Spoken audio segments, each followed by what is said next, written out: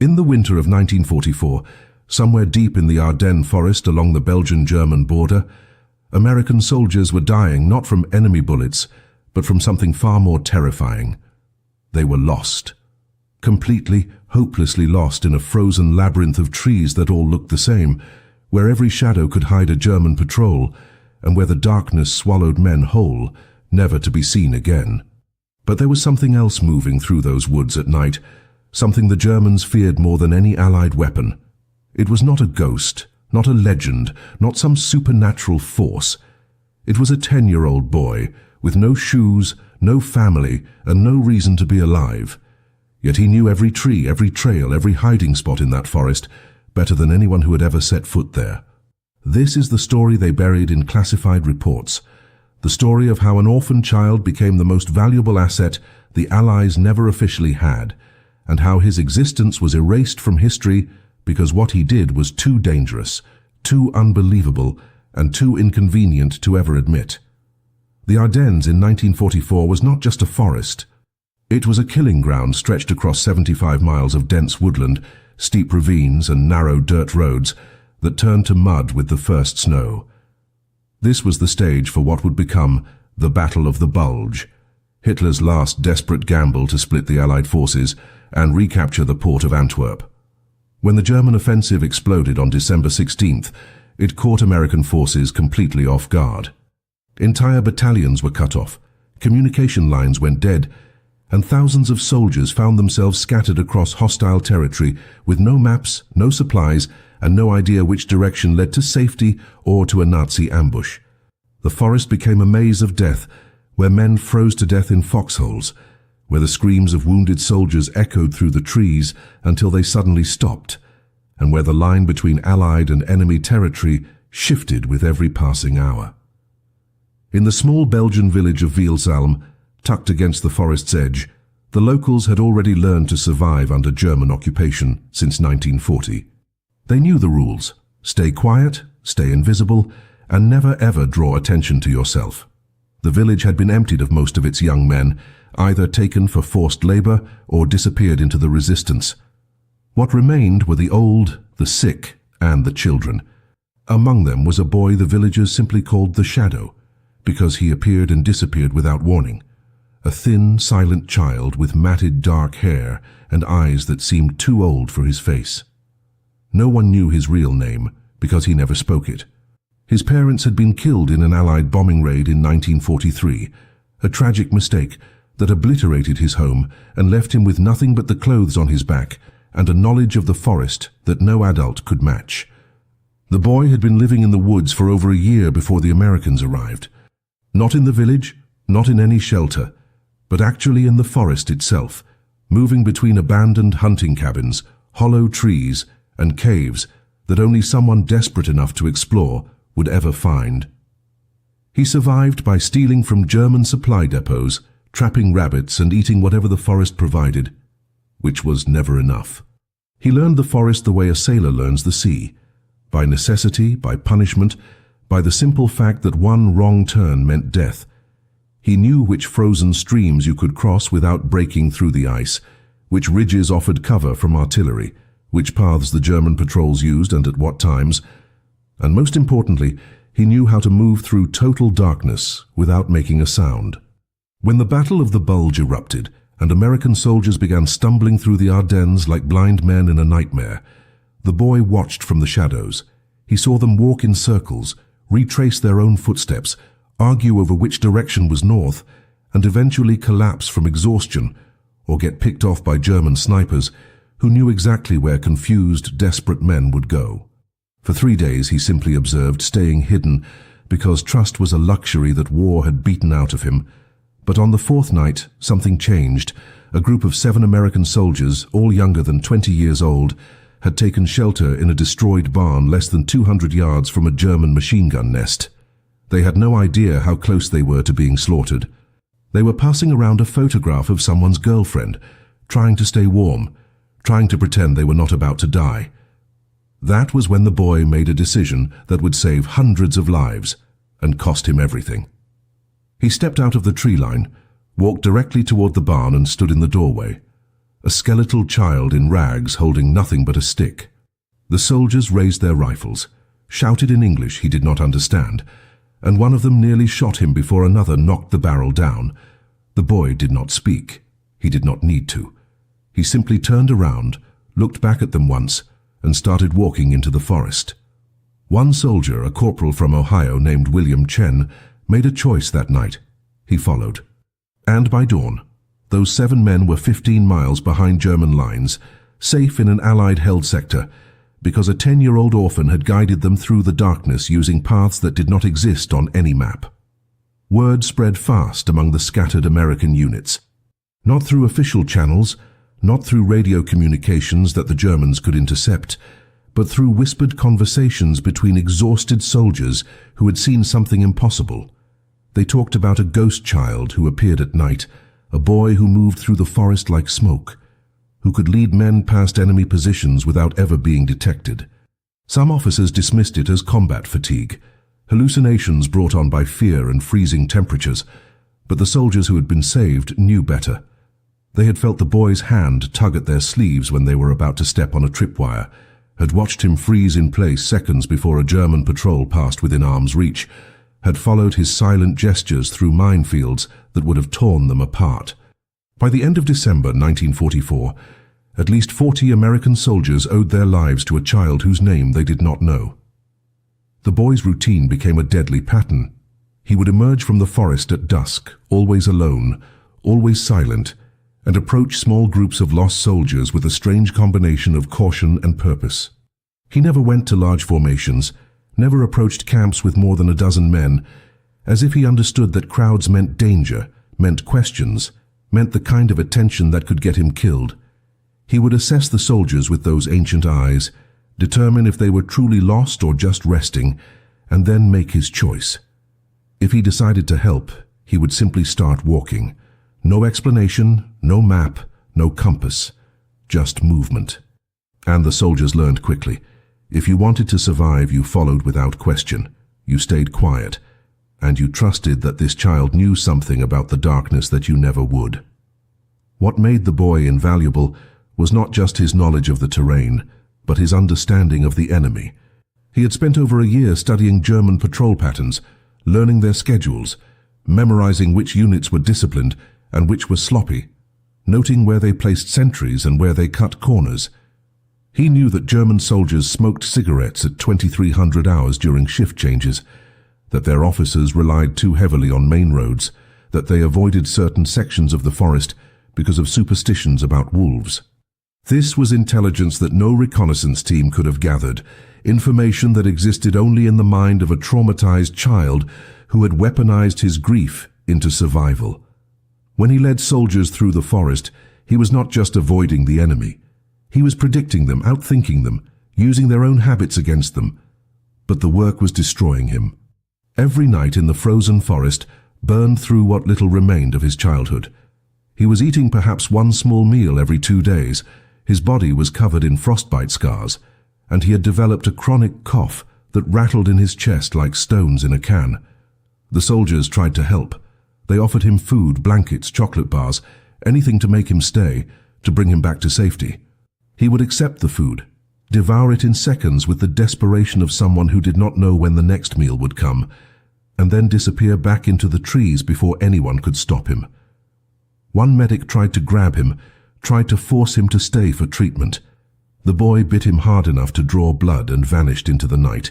He would not be captured, not even by kindness. By mid-January 1945, the Battle of the Bulge was turning in the Allies' favor.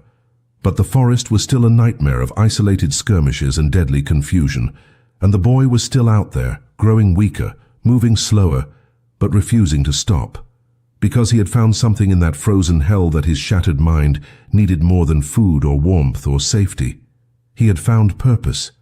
Every soldier he saved was a small victory against the war that had taken everything from him, a tiny act of defiance against the machines and uniforms and explosions that had murdered his parents. He was not a hero. He was a ghost, seeking revenge against death itself, one lost soldier at a time. The German commanders knew something was wrong. Their ambush points were being avoided with impossible precision. Patrols that should have intercepted retreating American units were finding nothing but empty trails.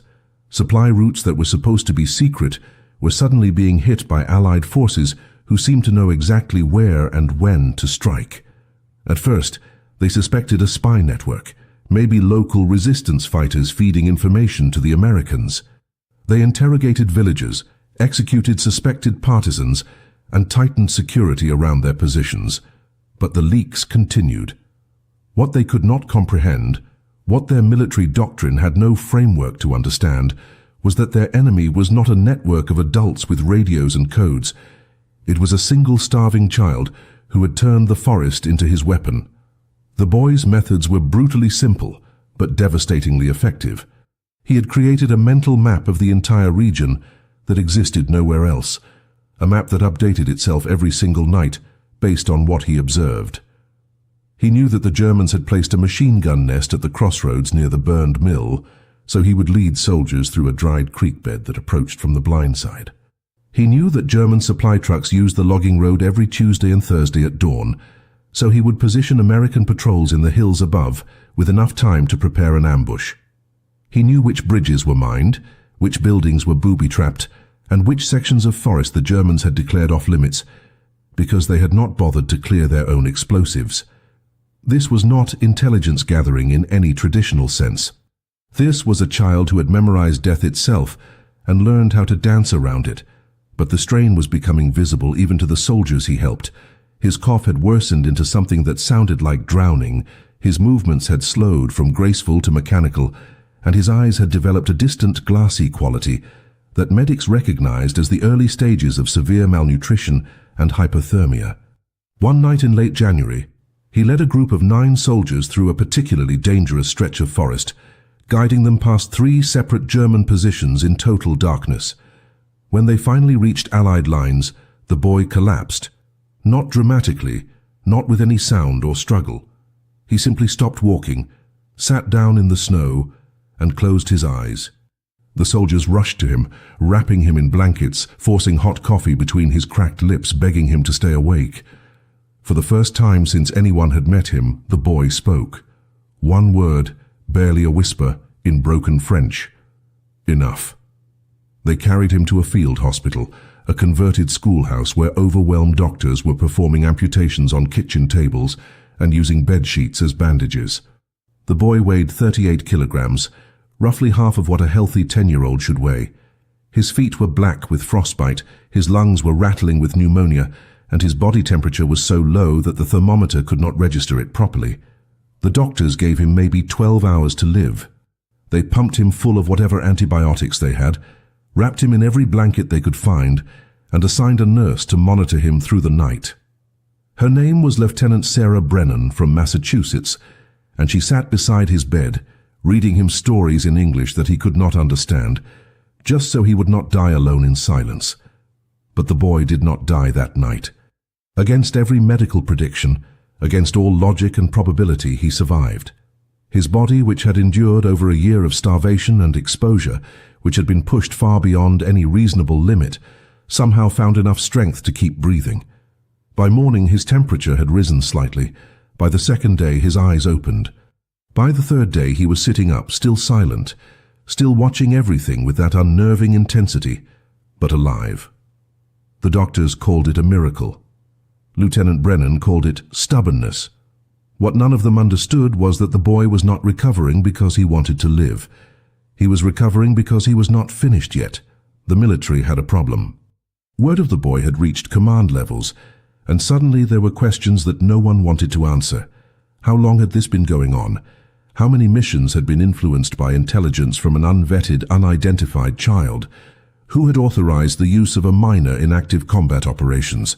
The answer, of course, was that no one had authorized anything because no one had been in control. The boy had simply inserted himself into the war, and desperate soldiers had accepted his help because the alternative was death. But now that he was in a hospital bed, now that he was a physical presence that could be documented and recorded, he became a bureaucratic nightmare. There were forms for prisoners of war, forms for refugees, forms for resistance fighters. There was no form for a 10-year-old ghost who had saved dozens of lives without ever officially existing. Lieutenant Brennan became his unwitting guardian. She spoke no French, he spoke no English, but they developed a language of gestures and expressions that somehow worked. She brought him real food, watched him eat with the mechanical efficiency of someone who had forgotten what taste was, and noticed that he never finished a meal. He would eat exactly half of whatever was given to him, and then carefully wrap the rest in cloth, hiding it under his pillow. When she asked why, using exaggerated hand gestures, he simply pointed to the window, toward the forest. She understood then. He was saving it for when he went back, because in his mind he was always going back. During his recovery, intelligence officers attempted to interview him.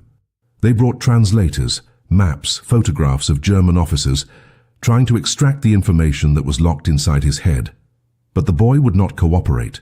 He would not point to locations on maps, would not identify faces, would not answer questions about how he knew what he knew.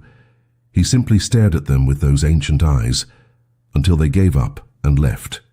One particularly aggressive colonel tried to intimidate him, raising his voice and demanding answers. The boy did not flinch, did not react, did not even blink.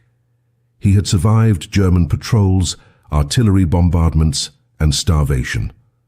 A loud American officer was nothing. Lieutenant Brennan eventually banned the interviews entirely, citing medical necessity, though the real reason was that she could see what they could not. The boy was not being difficult. He was protecting something, some final piece of himself that he refused to surrender. What the officers did not realize was that the boy's silence was strategic. He understood, even at 10 years old, that the moment he became useful to the military in an official capacity, he would lose his freedom. They would assign him handlers, create protocols, turn him into an asset that could be controlled and directed.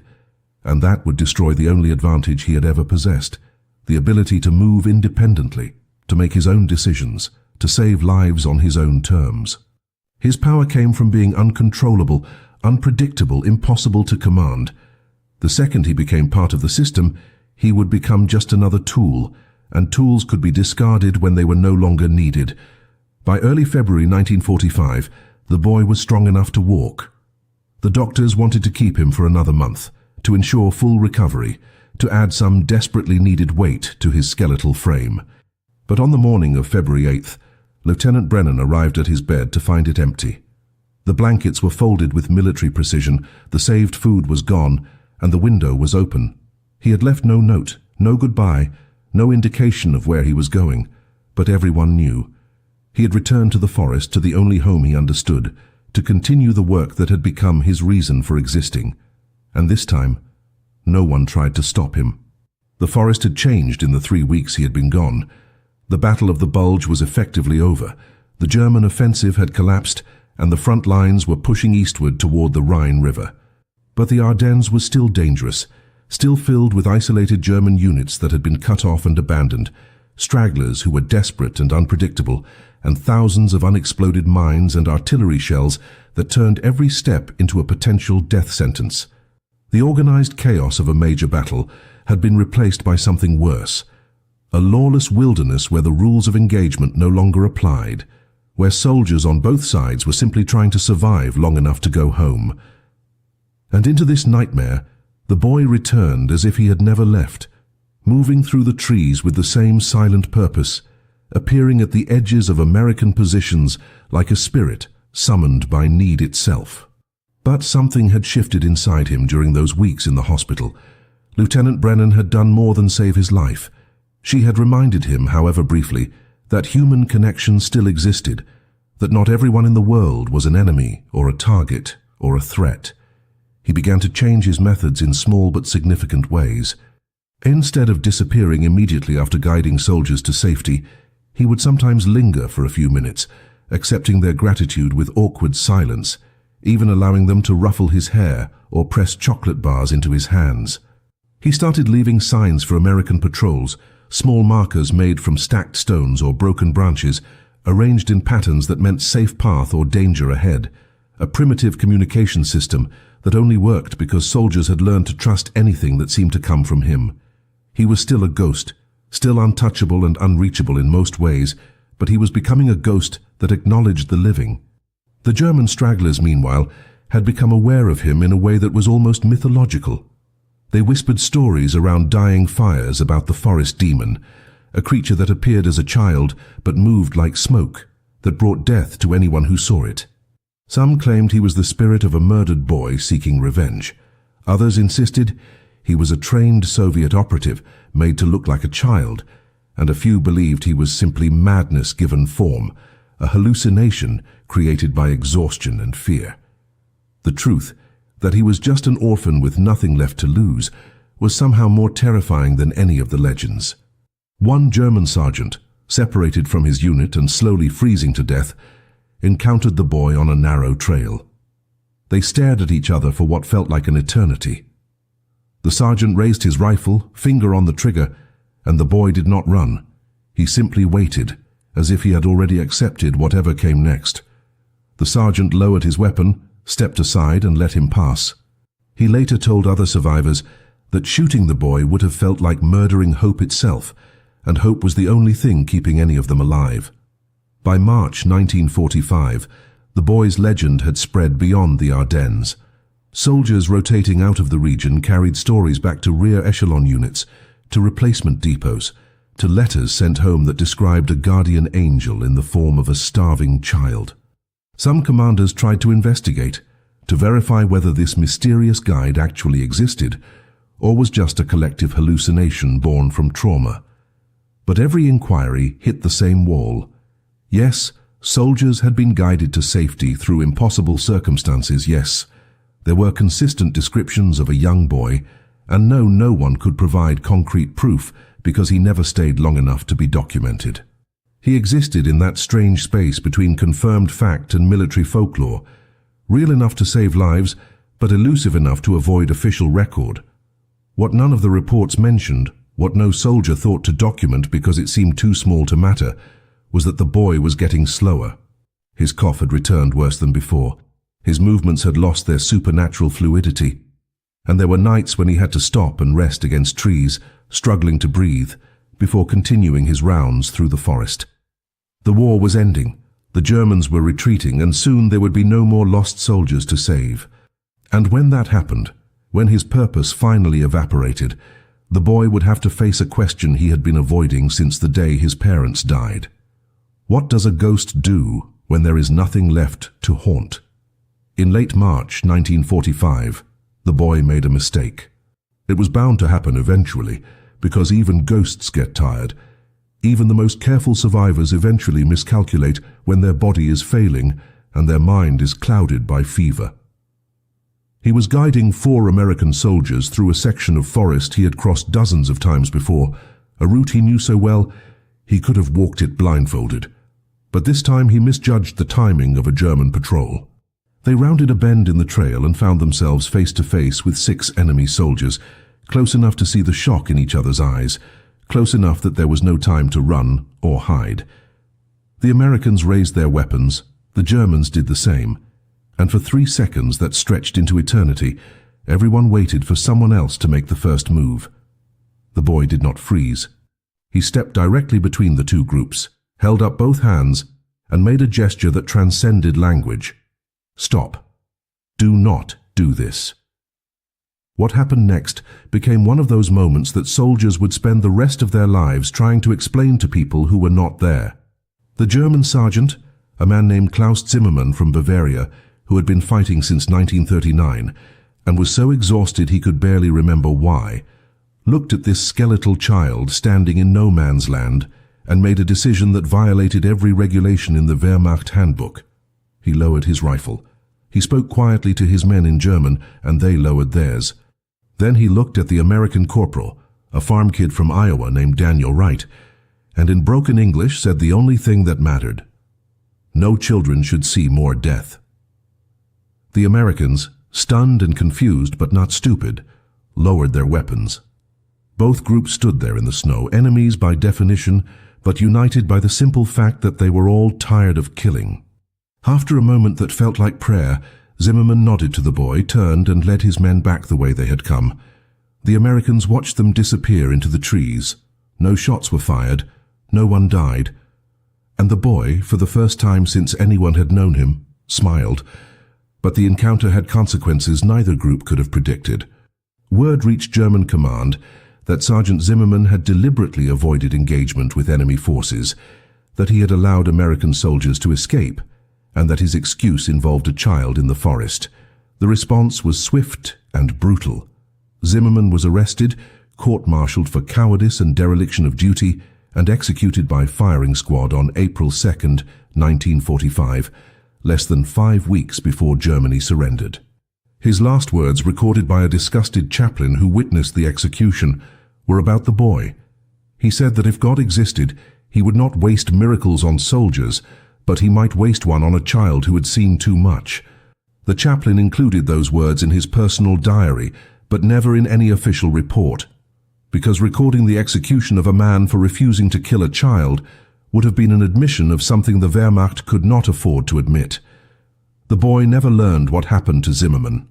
He continued his work through April as the war entered its final chaotic phase, guiding smaller and smaller groups of soldiers through a forest that was rapidly emptying of combatants.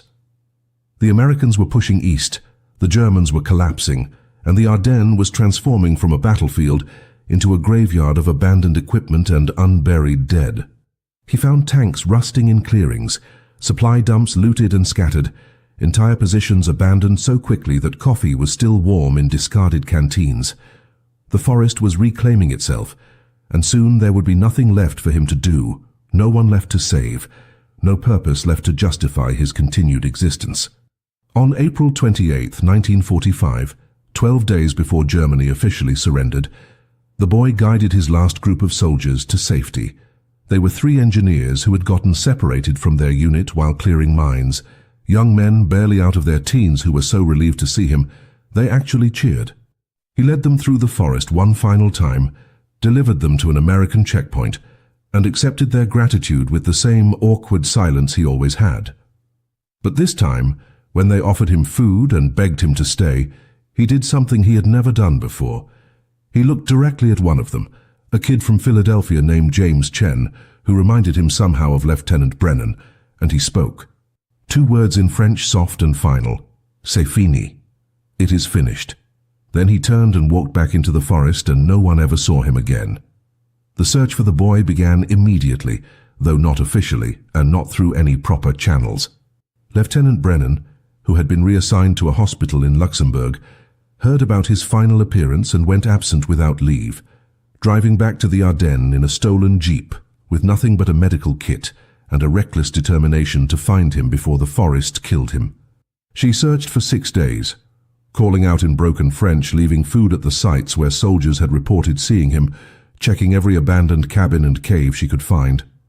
Other soldiers joined her when they heard what she was doing, men he had saved who felt they owed him a debt that could never be repaid. They combed through square miles of wilderness, asking villagers if they had seen a thin boy with dark hair and old eyes, but the answers were always the same. No one had seen him, or if they had, they were not saying. The forest had swallowed him whole, the same way it had swallowed thousands of others, and it was not giving him back. What they did not know, what they could not have known, was that the boy had made his way back to the original site where his life had ended and his survival had begun.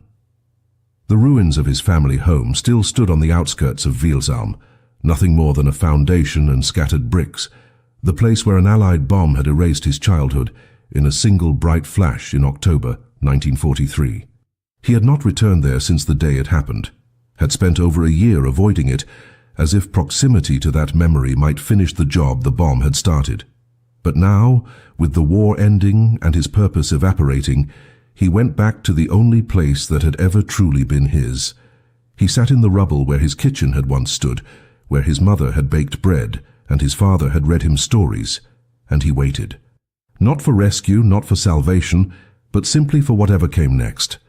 A village priest named Father Maurice Dubois found him 3 days later, barely conscious, his body finally surrendering to the pneumonia and malnutrition and exhaustion that he had been outrunning for months. The priest had been checking the ruins periodically, leaving food and blankets for refugees who sometimes sheltered there, and he nearly walked past the boy because he looked so much like another piece of broken rubble. But then he saw the shallow breathing, the slight movement of a chest that refused to stop fighting, and he gathered the child into his arms and carried him to the village church. He sent word through the rapidly reorganizing civilian networks, and within hours, Lieutenant Brennan was there, along with a military doctor and 2 of the soldiers the boy had saved. They set up an improvised medical station in the church basement, using equipment scrounged from abandoned field hospitals, and they fought to keep him alive with the same desperate intensity he had once used to keep them alive. The boy drifted in and out of consciousness for 9 days.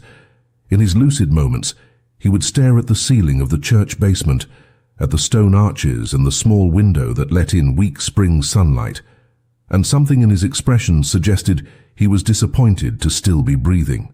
Lieutenant Brennan stayed with him constantly, sleeping in a chair beside his cot, talking to him in English about anything and everything, about her life in Massachusetts, about the ocean, about a future where the war was over and children did not have to guide soldiers through forests.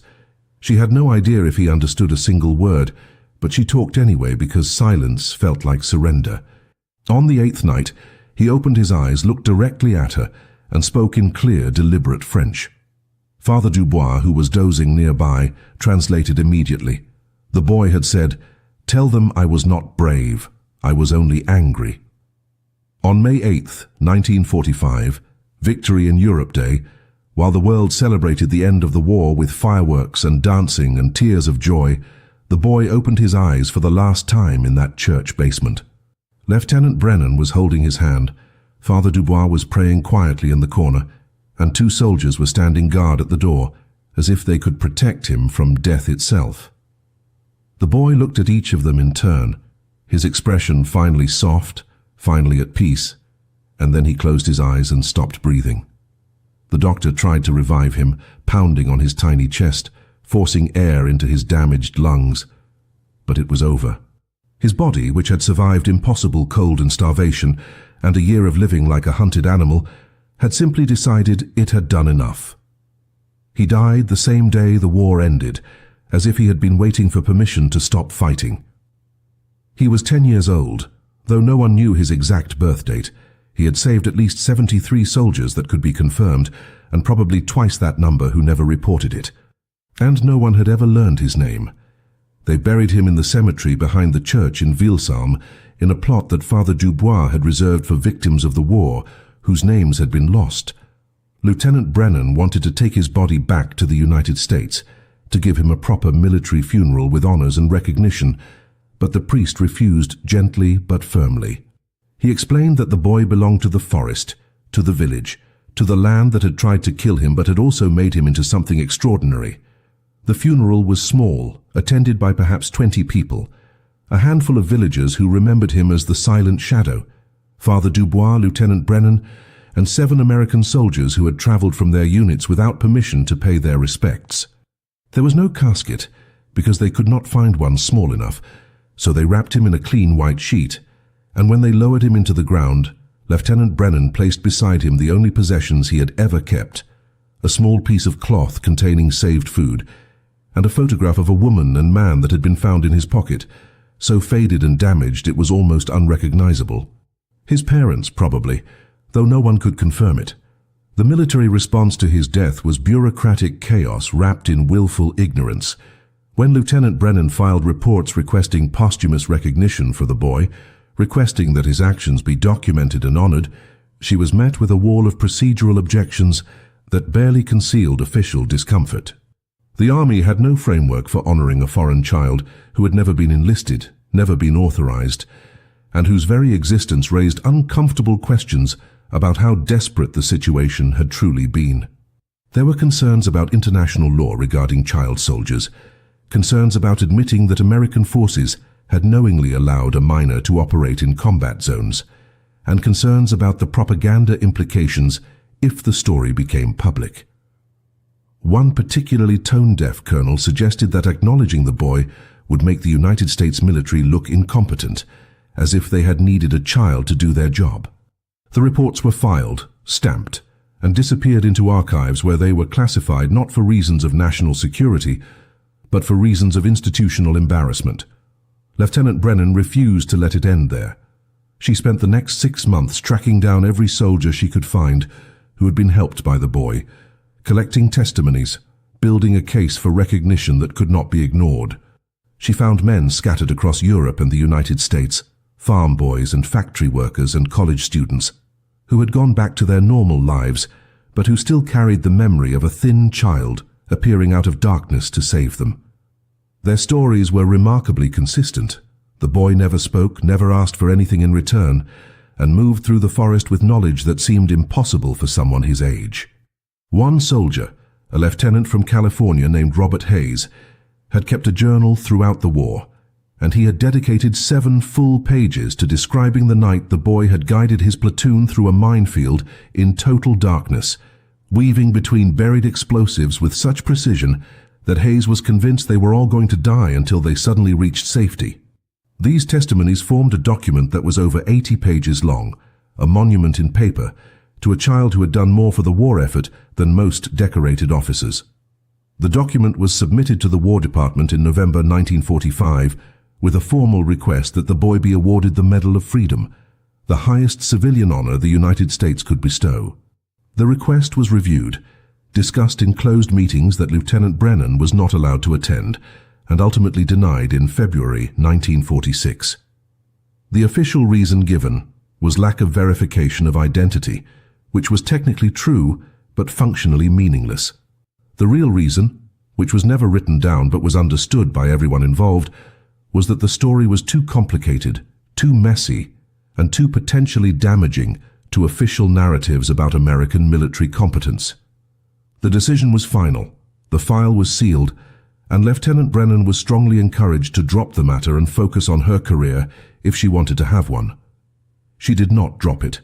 She resigned her commission in March 1946, moved to Belgium, and spent the rest of her life in Wilsum, teaching English to local children and maintaining the boy's grave.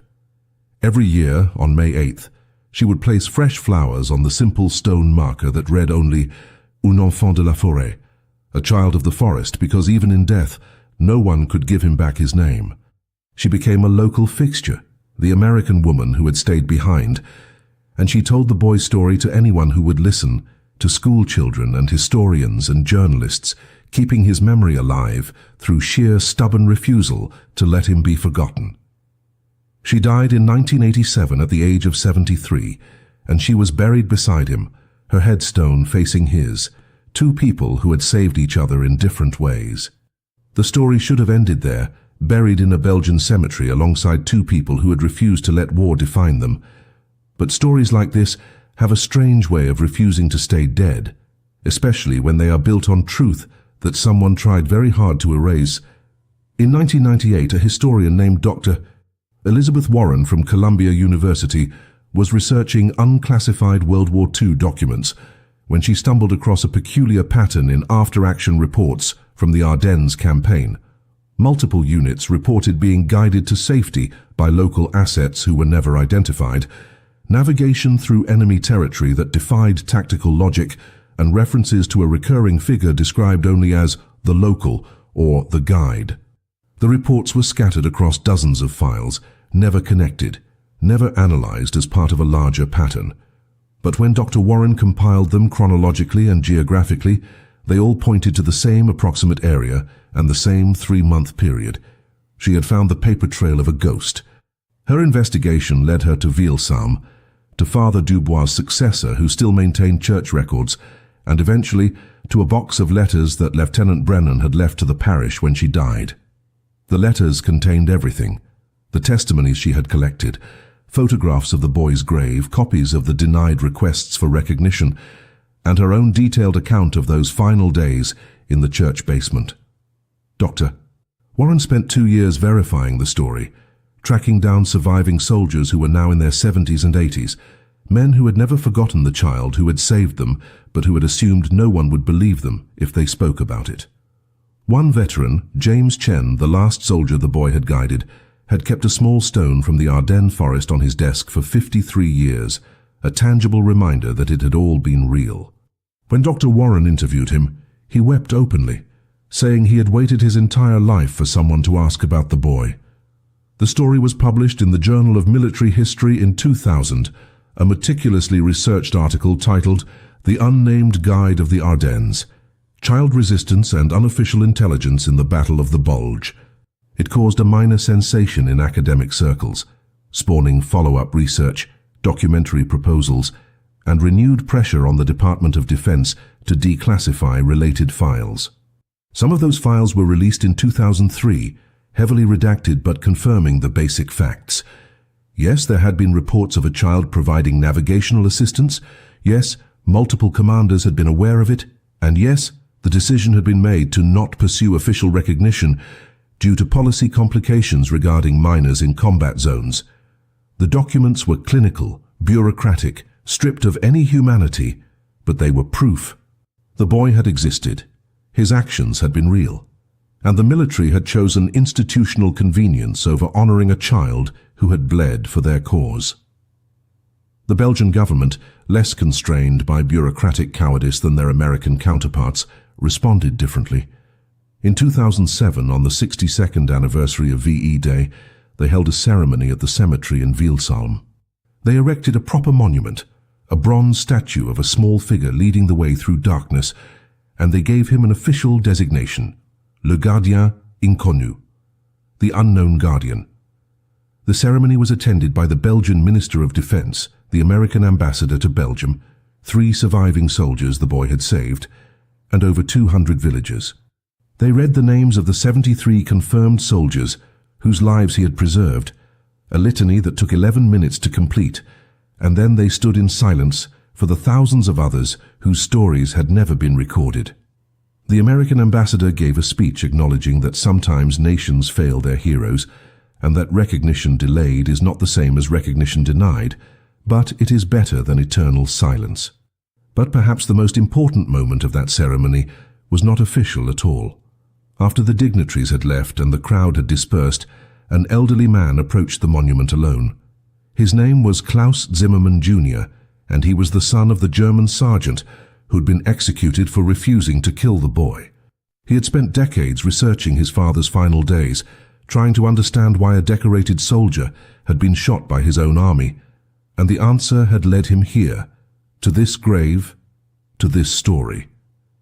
He placed a single white rose at the base of the monument, stood at attention in a posture his father had taught him 70 years earlier, and saluted. Not to the war, not to any flag or ideology, but to the memory of a child who had proven that even in the darkest forests, even in the midst of mechanized hatred, individual human beings could still choose mercy. He stayed there for an hour, and when he finally left, his face carried an expression that looked almost like relief, as if a weight that had been crushing his family for generations had finally lifted. Today, if you visit the cemetery in Unveiled, you will find that the boy's grave has become something unexpected, a pilgrimage site for people who believe that courage is not about strength or training or even survival, but about choosing to help others when you have every reason to save only yourself. Veterans leave medals they earned but feel they did not deserve, pinning them to the fence around the monument, with notes that say, "This belongs to you." Parents bring their children and tell them the story, using it as a lesson about resilience and purpose, and the idea that age does not determine significance. Historians come with notebooks and cameras, still trying to piece together the final gaps in his story, still hoping that somewhere in an attic or a forgotten archive they will find a name, a birth certificate, a school record, anything that will let them call him something other than the boy. But 79 years after his death, he remains unnamed, and perhaps that is exactly as it should be, because without a name, he becomes universal. He becomes every child who has been forced to grow up too fast, every orphan who has turned grief into purpose, every invisible person who has saved lives without asking for recognition. The soldiers he saved went on to live full lives that would not have existed without him. They became teachers, engineers, fathers, grandfathers, ordinary people who contributed to the world in quiet but meaningful ways. When Dr. Warren calculated the total number of descendants those 73 confirmed soldiers had produced, accounting for children, grandchildren, and great-grandchildren, the number exceeded 400 people by 2015, 400 lives that exist because a starving child chose to step out of the shadows and guide lost men through darkness.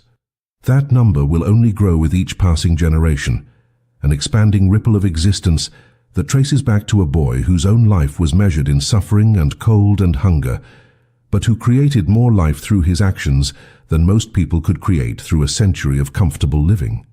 This is his true legacy, not monuments or ceremonies or historical articles, but the simple fact that the world contains people who would not exist if he had chosen differently. The story raises uncomfortable questions that militaries still struggle to answer. How many other children contributed to wars in ways that were never documented, because acknowledging them would be politically inconvenient? How many acts of extraordinary courage were erased from history because they did not fit neat categories or because they embarrassed the institutions they benefited? The boy's story survived only because Lieutenant Brennan refused to let it die, because she was willing to sacrifice her career and her country. Fight to preserve the truth. But how many similar stories disappeared because there was no one stubborn enough or brave enough to fight for them? Military archives are filled with gaps, with redacted files, with reports that were classified not to protect national security, but to protect institutional reputation. Every one of those gaps might contain another child, another hero, who was deemed too complicated to honor. What makes this story particularly relevant today is what it reveals about the nature of heroism itself. We have constructed an elaborate mythology around heroism that requires certain elements: training, equipment, authority, recognition. We want our heroes to be soldiers or firefighters or doctors, people with credentials and uniforms and official sanction. But the boy had none of that. He had no training except what trauma had taught him, no equipment except knowledge purchased with suffering, no authority except what desperate people granted him, and no recognition except what he earned one saved life at a time. He was heroic, not because he was exceptional, but because he was broken and chose to use his brokenness as a tool to help others. That is a kind of heroism that cannot be manufactured or taught or awarded. It can only be witnessed and remembered. So remember him. Remember that somewhere in the Ardennes forest in the winter of 1944 and 45, a 10-year-old orphan with no name, no family, and no reason to care whether American soldiers lived or died, chose to care anyway. Remember that he guided them through darkness, not because it was his duty or because anyone ordered him to, but because saving lives gave meaning to a life that war had tried to render meaningless. Remember that he died on the same day the war ended, as if his purpose and the conflict were so intertwined that neither could exist without the other. And remember that 79 years later, despite every attempt to erase him from official memory, his story survived because truth has a way of refusing to stay buried, especially when it is carried by people who understand that some debts can never be repaid, but must always be honored. The boy saved soldiers. Lieutenant Brennan saved his story. And now you carry both forward, which means in the most important way possible, neither of them is truly gone.